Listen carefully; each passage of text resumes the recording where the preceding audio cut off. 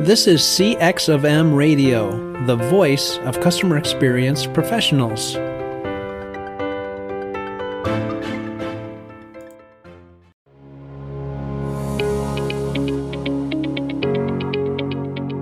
Welcome to the Delighted Customers Podcast. I'm your host, Mark Slayton, and I'm so glad you're here.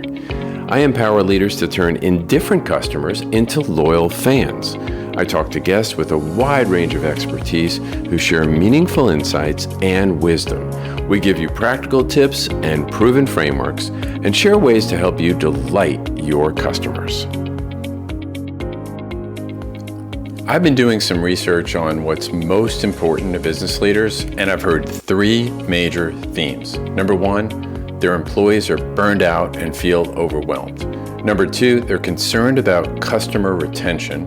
And number three, they want to address customer friction, whether it's controllable or not, but they need actionable results. As a result, I've created the 120-day Quick Start, a 4-step program designed to go from current state assessment to specific strategies to get you actionable results in 120 days. If you want to make a quick impact, check out empoweredcx.com for more information. I'd love to talk to you. Maybe it's like once you start to buy a car brand, then you see it on the road all the time. Maybe Sure. I'm thinking about it, so I hear it all the time, but it's process. That getting the process right, getting the delivery of the experience that was designed, getting the execution of the brand promise right. And that doesn't happen ad hoc. There has to be a very thoughtful approach to getting your processes right. And not just the processes of operations, the process of business, processes of customer experience. What does your closed loop feedback look like when you're trying to restore the relationship with the customer? What does your closed loop feedback look like when you're doing your internal process improvements? How do you celebrate your employees? How do you inspire them? It doesn't happen just as oh shoot, I should go do something, but rather what is the process that you do that? And getting process right and getting process right more often is where we'll start to see better customer service, better customer experience improvement.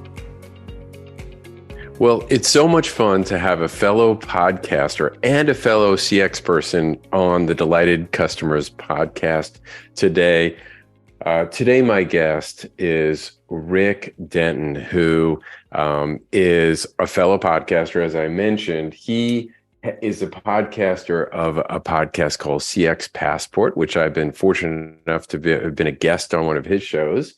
And also his company is EX4CX, Execution for Customer Experience. So I am so excited. We're going to have so much fun, Rick. Thanks and welcome to the show. Mark, I am so excited to be on here. Thank you for having me on the show today. Absolutely. And you know this, that there are no two CXers that came up into our profession the same way. We all many roads up to the top of the mountain. How did you get to where you are now? And yeah. Well, Mark, so first of all, the top of the mountain. So I guess you're already there. I'm looking up at you and hoping to get to that top of the mountain someday. It is interesting. You're 100% correct, right? You mentioned the podcast. I've had and asked that question of folks, hey, how did you get into this? And it is fascinating to hear the different paths that people have taken. Did they come up as contact center agents? Did they come into it through a marketing lens or a digital lens or whatever? And so I always get a kick out of that. So I'm glad you asked me that question. I don't get to be on this side of the microphone very often. So this will be kind of fun.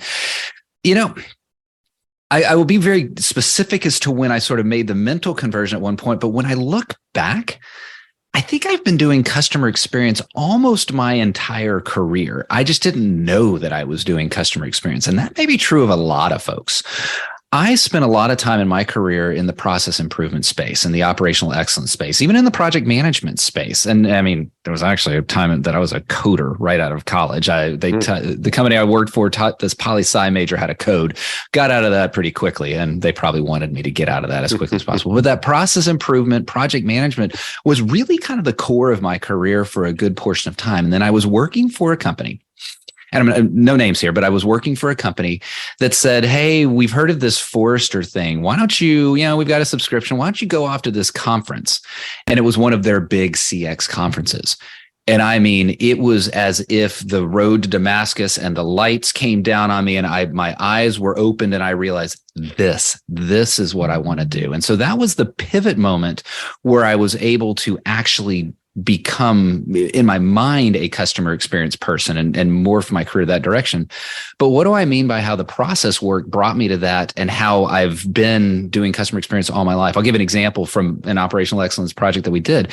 And one was, how can we reduce the cycle times around appraisals? The cycle time, that's a real process, Lean Six Sigma kind of conversation.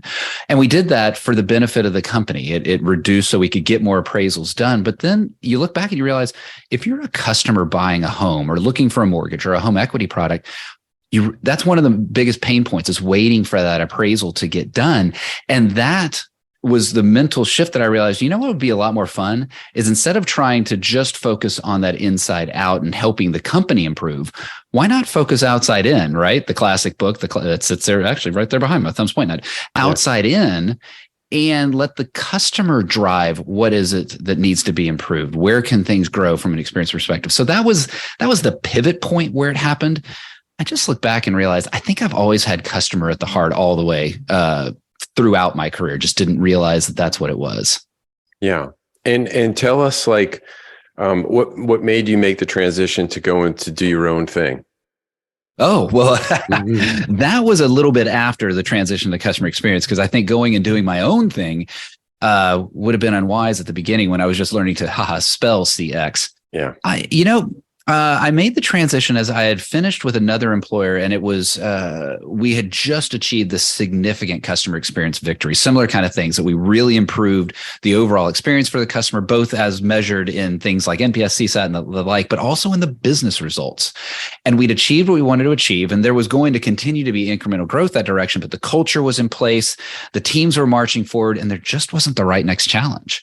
And so I realized, you know what? I think it might be kind of fun to take this right next challenge out on my own. And so I did. I left and found the opportunity to start on my own. It took a little while to get started, as many of us do in the independent space, and have had a series of clients in the customer experience world that have been absolutely delightful. Some names you definitely know and other names that you don't. And that's been one of the joys of being an independent, is that variety, all the while being able to help companies create tangible business value, business growth from their customer experience. Well, that's an interesting journey that you took, and I wanted to tap on to one of the aspects in particular. One of the 5 competencies is customer insights and understanding, according to CXPA, and within that is typically where your voice of the customer program sits. And there's a term that you use, total VOC. Can you share more about that? What's behind that? Yeah, sure. Yeah. And so Total VOC is a little brand that I have out there. In fact, you can go to totalvoc.com and you can see that approach. The idea behind it is something that it just pains me when I see so many companies do this. And to say what the origin of this idea, this concept, I don't know. There's a lot of things coming together. But how many times have you seen or been in a conversation with someone and you're talking about, hey, voice of the customer, like, oh yeah, those surveys. And you just want to hang your head and go, okay, no, there's so much more to voice the customer than just surveys. A total voice of the customer approach is not survey and score. Stop survey and score. Start, listen, and act. And that's really the meat behind that. And what I'm trying to do is get companies to go beyond that sense of, okay, every month we get our score and we applaud when it goes up. Or we shed a tear when it goes down, but then nothing happens. Well, guess what? The customer couldn't care less about your score. The customer doesn't care that you are trending upwards. The customer cares what you did with the information that they have provided, whether consciously providing it through the action of a survey. I'm not anti-survey, but I recognize its diminishing influence. Or the conscious choices to provide you a review or to call into a call center, or the, less conscious choices of how they're interacting with your website or how they're making their purchasing decisions or their walk around inside of a retail store. All of those things make up this true and total approach of listening to the customer. And then the act. What do you do with that? The actions. And there's so many, we could make this a total VOC podcast. I'd be happy to tell you more about it, but really it's that idea of going in there and doing something with this. One little bonus thing though, and I know you didn't ask this, but I'm going to say, I talk about listen and act. I realize there's a third part to it. It's a kind of an epiphany maybe a year or so ago. Listen and act and engage. There is a massive employee engagement, employee experience element to VOC. And I'm not just talking about understanding what your employee's experience is. I mean more using the customer's voice to inspire, to coach, to celebrate your employees. That's a key component of what a total voice of the customer approach really is and can be. Yeah. So I so appreciate what you're saying, because I often hear people use VOC synonymous with surveys. And while that's a sub component of surveys, you different ways you can listen, gain insights, and understand include other ways of listening, like focus groups, right? And roundtables, and getting some operational data. How many times has someone done something, how they visited your website, and all that. And then the idea of listen, act, and engage, as you say, and it's really important to turn the data that you get into something that's actionable. Like you're, as a CX leader or person responsible for it, hey, asking the question, is this, if I'm sharing this, it better be actionable. Yeah, right. And on the flip side, don't make me ask it if you aren't going to do anything with it. How many surveys have you filled out or conversations you've had with brands and been like, what are you going to do with that piece of information? Right. And so exactly that. And certainly don't ever ask me anything that you should as a company already know. So sorry to interrupt your flow. You can see that I can get on a soapbox and get excited about this. No, I know you're passionate. I love that. I love that about you. And I want to see if you can, this is a particular, maybe it's in some ways controversial, but it relates to what that model you were just describing, which is the engage piece. And I think the employee experience, when I think about the employee experience, it is focusing on all these things that affect how employees feel about the work, right? Perceive the work that they're doing, and the brand and the job and the company.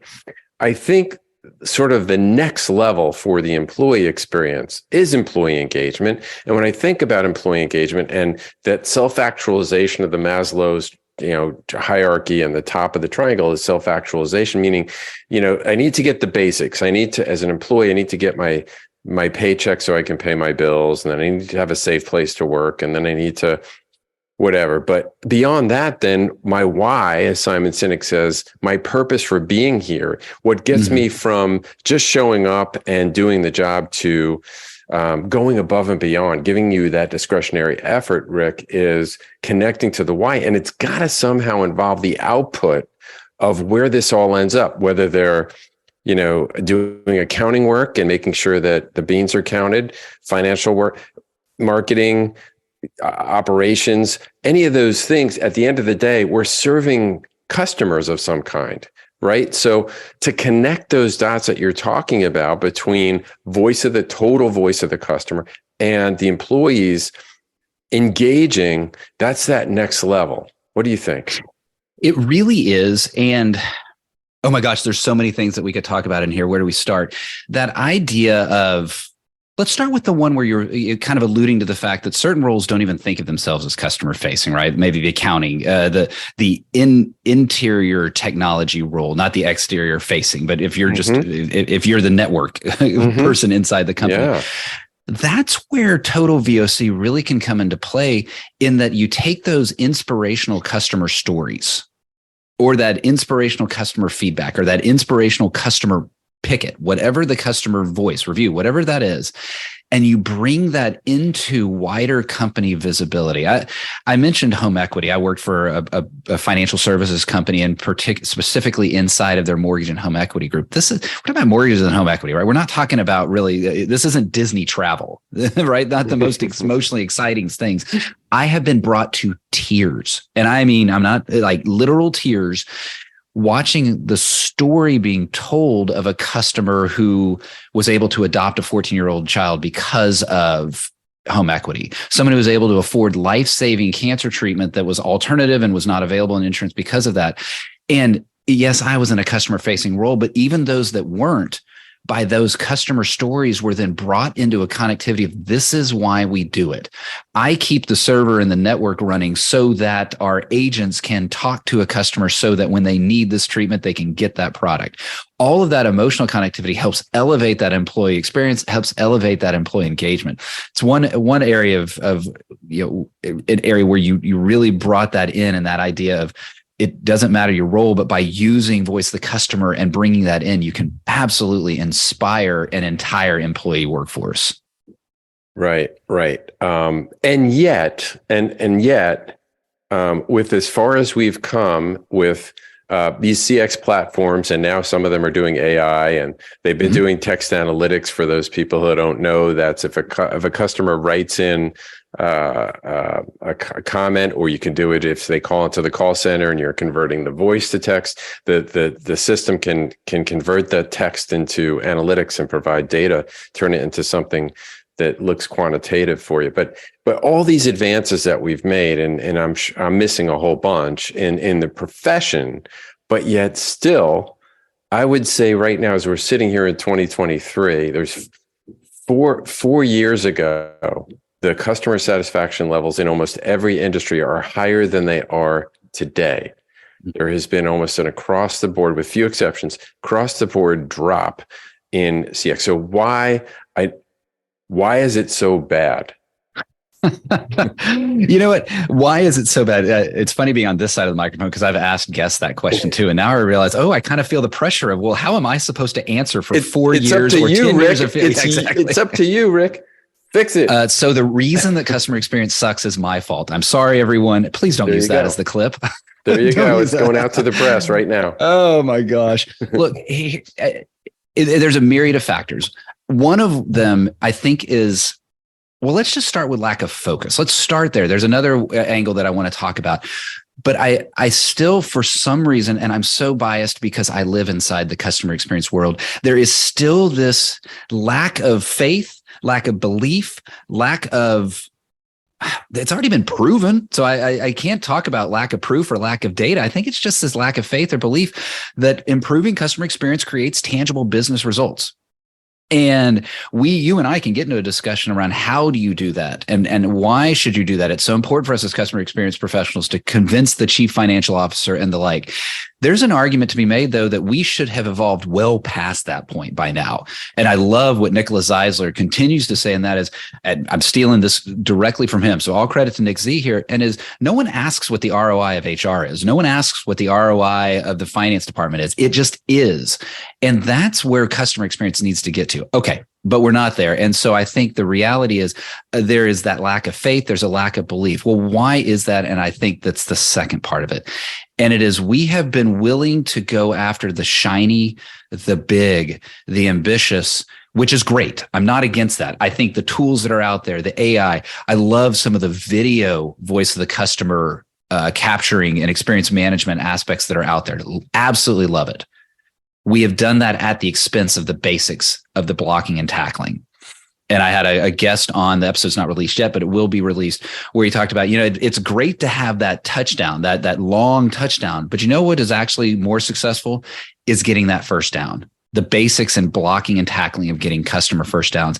And I'm going to get real precise here. And there's a voice on LinkedIn, but I'm seeing others saying this as well. It's about customer service experience. It's about just the basics of, you know what?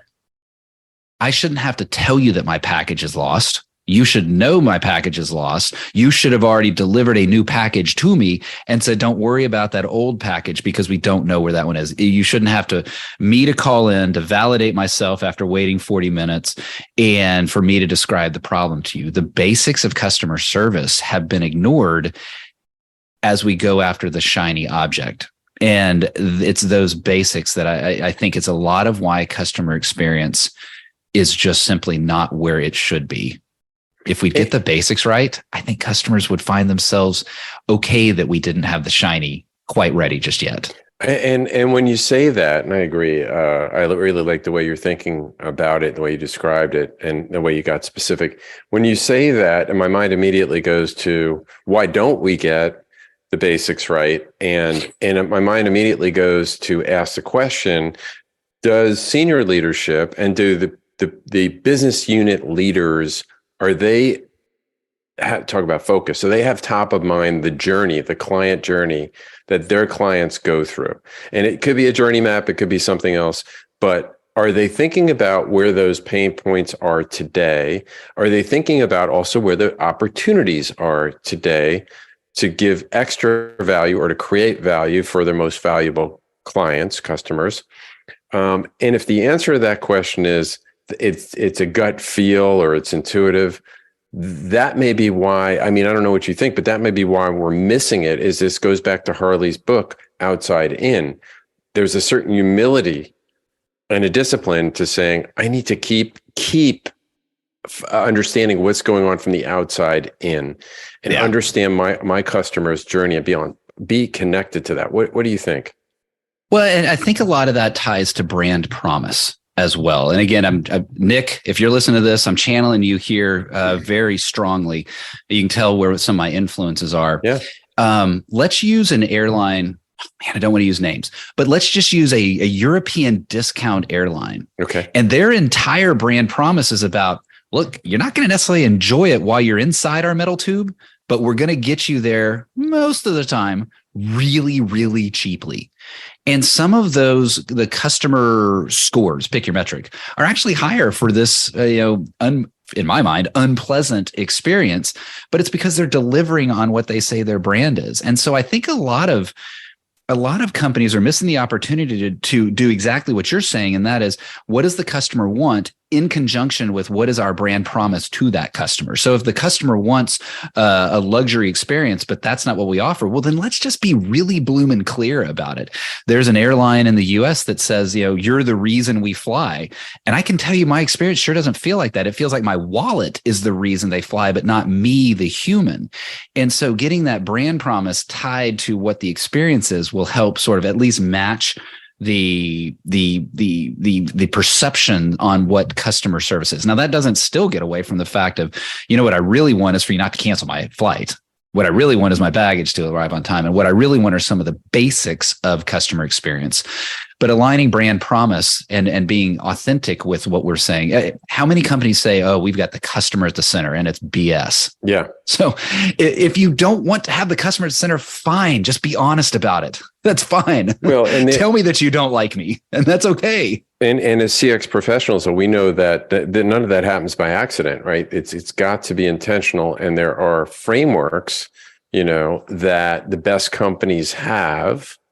Their competencies that they have built and that they all do very well. And it has to do with this ability to listen, to understand, to make the changes, design the experience in a way that their most valued customers can appreciate. And, I heard somebody, going back to the brand promise, I heard someone say once that the brand, is what marketing creates, and the customer experience is delivering on that brand promise.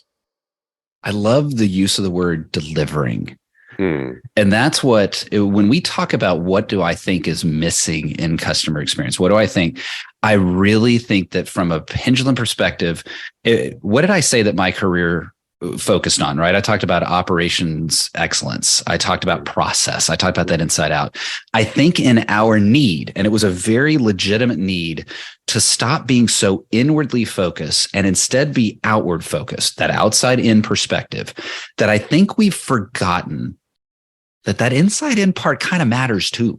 And even built into the brand of my company, execution for customer experience, I think it is blending both of those worlds is how you actually end up creating great customer experience, or at least solid customer experience for every customer every time. It is really easy to delight one customer and piss off 99. It's also really easy to be incredibly efficient and piss off all of your customers, but you're doing it really efficiently. So you've got to find that blend. And I think what's missing, and I'm hearing it more and more in the conversation this year. I really, for some reason, it's come time. Maybe I'm thinking about it, so I hear it all the time, but it's process. That getting the process right, getting the delivery of the experience that was designed, getting the execution of the brand promise right. And that doesn't happen ad hoc. There has to be a very thoughtful approach to getting your processes right. And not just the processes of operations, the process of business, processes of customer experience. What does your closed loop feedback look like when you're trying to restore the relationship with the customer? What does your closed loop feedback look like when you're doing your internal process improvements?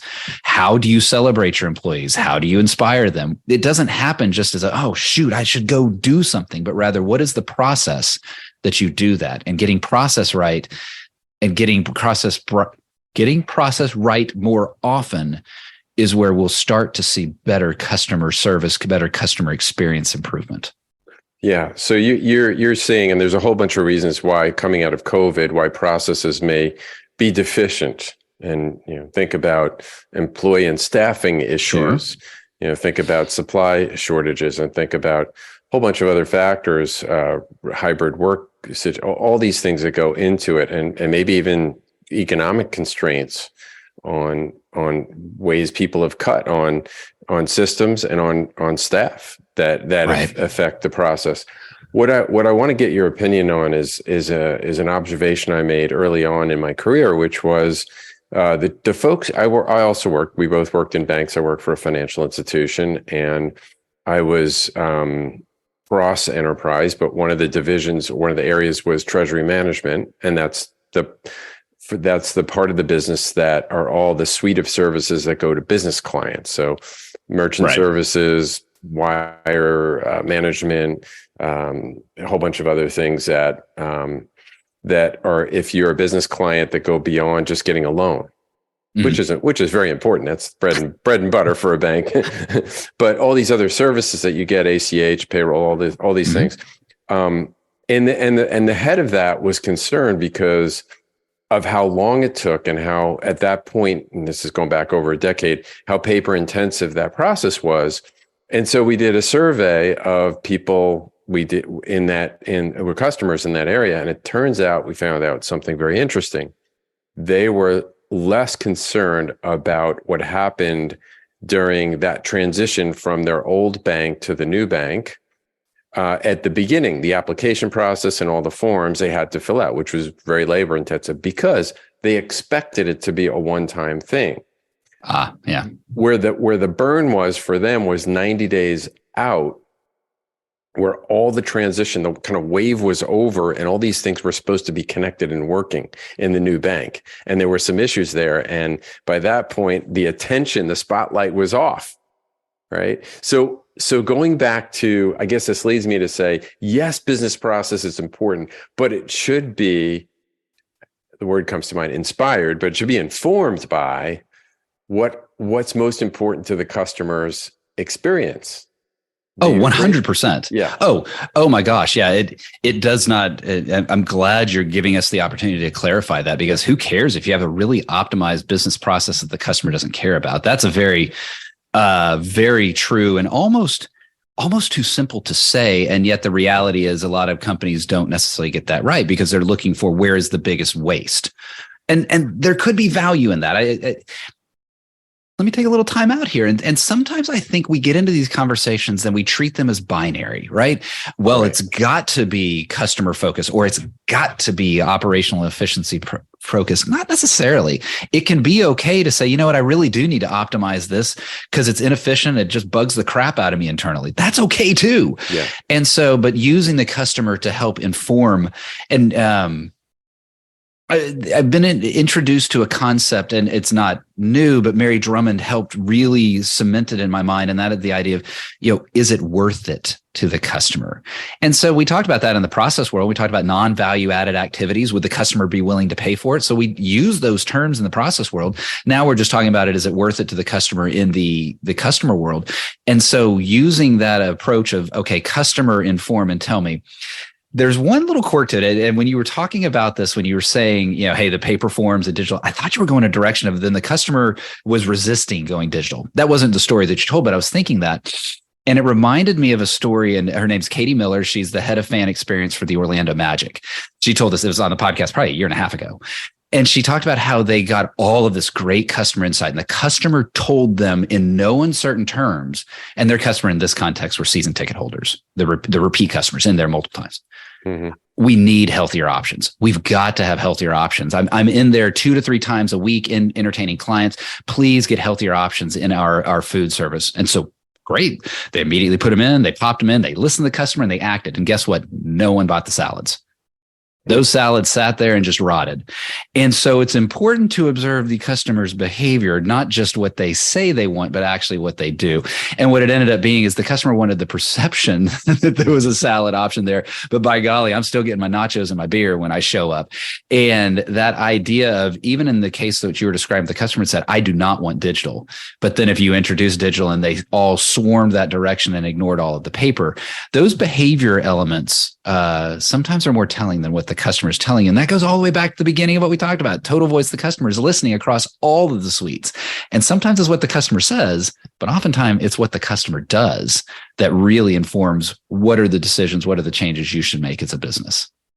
Yeah. Well, there you go. I mean, really great point. And I want to go back and hit on some of the things I heard and help me out if I missed any, but some of the gems to share with the audience that you talked about today. So this idea of total voice of the customer. Hey, folks, it's beyond surveys. Amen. Hallelujah. Ended there. Amen. Hallelujah. Also this idea of, so this listen, this act, and also engage employees in what you're doing. And I just added the idea of, hey, that will help them connect their why to your why as a company, which gives them a higher sense of purpose and will help you with an employee engagement, not just employee experience. Right. And then 100%. Absolutely. And then you also said, and I'm going to use your words on what you shared before we got on the show, which is customer experience overall across industry as rating sucks right now. And it's proven through multiple data and its data sources. And I would say, we didn't talk about this, but I would say customer expectations are not going down with the service levels. No. And why should they? Why should they, right? We could go on a whole nother tangent that the customer's not comparing you against other industry peers. Yeah. Hey, bank, they're not comparing you to other bank. They're comparing you to their favorite restaurant, their favorite hotel, their favorite online retailer. So the customer expectations are only going up because they realize that their expectations are set by the best of their experiences, regardless of industry. It's so true. And I mean, I consider it good news for those who see that and are willing to double down on the customer experience, get really serious about having a rigorous program with someone like Rick, who could help walk and develop the strategies, right? That, and if you're thinking about it, listen to his podcast, get other CX resources to listen and learn about it. But it never happens by accident. That's another gem. It needs to be intentional.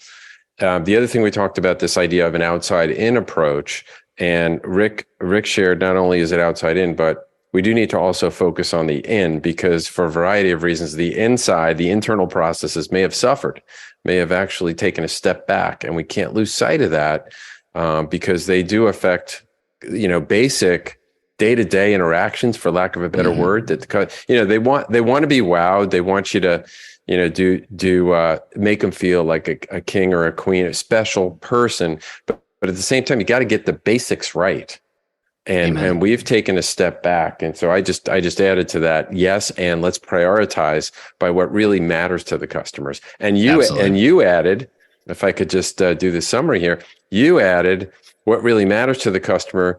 Well, you might not just be able to get that from what they say. You might want to do some sort of A/B test, and do some trials out there and get some real data from trying some things out about what they really, and use a great story of, do they want salads in the Sky booth? The answer was they wanted the idea of a salad, but they weren't going to eat it. That's right. That's right, indeed. Or really pay for it, really. Right. Absolutely.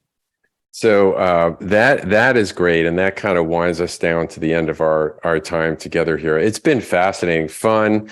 I didn't have the typical kind of, pre-flight game plan that I do with others, but that's because I know you're so good on your feet. You're a podcaster, and you know so much about CX.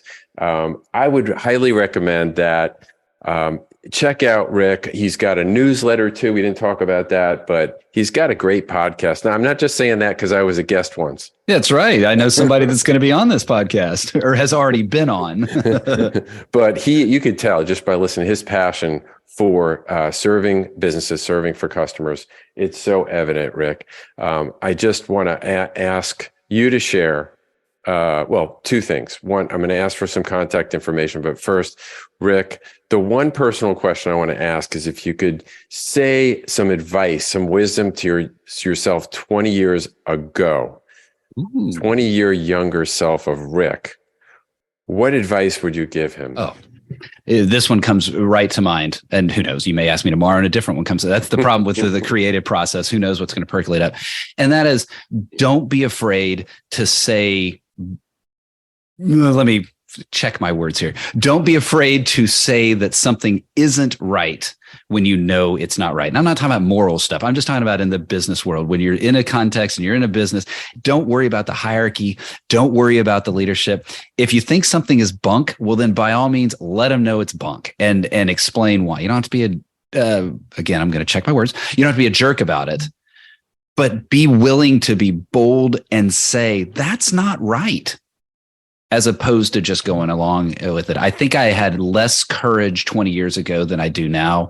And I wish that I could have told that 20 year ago kid, hey, it's just business. Let them know that this isn't the way to succeed. It's so true. And really, that's what you're getting paid there. You're not getting paid to occupy a seat. You're getting paid to identify what, clearly when things are going right, but also when they're not going right. So thanks for the wisdom. Thanks too for helping me avoid 2 edits in that last set of comments there that I would have had to cut out. I'll teach you how to put a bleep and then the little something over somebody's mouth. I've had to do that a couple times. Oh, did you? Oh, I like that. I don't know how to do that. So that would be interesting. Hey, Rick, if they want to get a hold of you, what's the best way? Yeah, I'd point people to 3 main sources. Maybe I'll come up with a 4th. But the first is go to the YouTube channel. Go to youtube.com/@CXPassport. Right now, the YouTube channels have the little @ in front of it. So youtube.com/@CXPassport. I'd encourage you to sign up for the newsletter, cxpassport.com. That'll keep you up to date with all the episodes.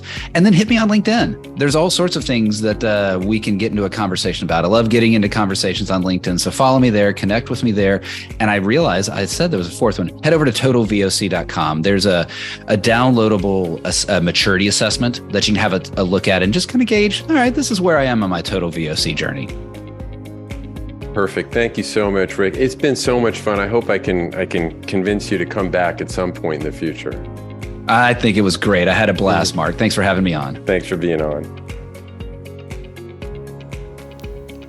Thanks for listening to the Delighted Customers Podcast. I'd like to ask you a favor. If you have enjoyed this episode or any of my other ones, hit subscribe or follow. I've got a lot of other great guests that are coming up and a lot of other great content, and I don't want you to miss anything.